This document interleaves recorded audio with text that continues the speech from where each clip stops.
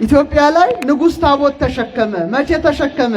አፄ ኢያሱ አዲያም ሰገድ ጎንደር ደብረ ብርሃን ስላሴን ካሰሩ በኋላ። ጎንደር ብትሄዱ ደብረ ብርሃን ስላሴ በጣም የሚያምር ቦታ ነው። እጅግ የተለየ ጥንታዊ ቤተክርስቲያን ሐመረ ነው የሚመስል ቤተክርስቲያን አሰርተው ቅዳሴ ቤቱ ጥር 7 ሊከበር ሲል እዛ ጋር እንደደረሱ ንጉሱ ታቦቱን የሚሸከመው እኔ ነኝ አሉ ይላል ዜና መዋዕላቸው። እየሰማችሁ ነው? ታቦቱን የሚሸከመው ማንኛ አሉ? እኔ ነኝ። መሳፍንቱ፣ መኳንንቱ፣ ቀሳውስቱ፣ ዲያቆናቱ፣ የግብፃዊ ጳጳስ አባ ማርቆስ አሉ። እኔ ነኝ ታቦቱን የሚሸከመው አሉ። ጳጳሱ ግን ምን አለ? ታቦቱ ስላልተባረከ ፈቅጄላቸዋለሁ አሉ ይላል። ንጉሠ ነገሥቱም ዘውዳቸውን አውልቀው የሥላሴን ታቦት ተሸክመው ከቅጽሩ እስከ ቅኔ ማህሌቱ አደረሱ።